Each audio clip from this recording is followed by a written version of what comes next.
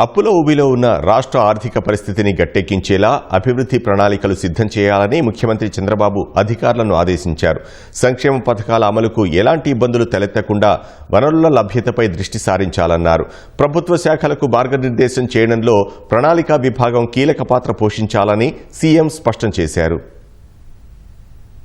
రాష్ట్ర ఆర్థిక పరిస్థితి, అభివృద్ధి సూచికలు, గ్రోత్ డ్రైవర్స్ వంటి అంశాలపై ముఖ్యమంత్రి చంద్రబాబు ప్రణాళిక శాఖ అధికారులతో సచివాలయంలో సమీక్షించారు. 2024-25 ఆర్థిక సంవత్సరానికి జాతీయ తలసరి ఆదాయం 8.7% మేర పెరిగితే ఏపీ 11.89% మేర పురోగతి సాధించిందని అధికారులు సీఎంకు వివరించారు. 2028-29 నాటికి 15% వృద్ధి లక్ష్యంగా ప్రణాళికలు రూపొందించుకోవాలని ముఖ్యమంత్రి నిర్దేశించారు. ఆర్థికాభివృద్ధికి అనువుగా ఉన్న రంగాలతో పాటు సేవల రంగం అభివృద్ధి జరిగేలా ప్రణాళికలు రూపొందిస్తే ఆర్థిక సుస్థిరత సాధించగలమని సీఎం నిర్దేశించారు. రుణభారం తగ్గించుకోవడం, సంక్షేమ పథకాల అమలుకు వనరులు సమకూర్చుకోవడం అత్యంత కీలకమన్నారు. కేంద్ర రాష్ట్ర నిధులతో పాటు వనరుల సమీకరణకు కొత్త మార్గాలు అన్వేషించాలన్నారు. సాంకేతికతను జోడించి నీటి యాజమాన్యాన్ని కూడా సమర్థంగా నిర్వహిస్తే కరువు పరిస్థితులు వచ్చినా ఎదుర్కోవచ్చన్నారు. అందుకు అనుగుణంగా ప్రణాళికలు ఉండాలన్నారు. రిజర్వాయర్లలో నీటి నిల్వలు, నేలలో తేమ శాతం, భూగర్భ జలాల వివరాల సేకరణ బాధ్యతను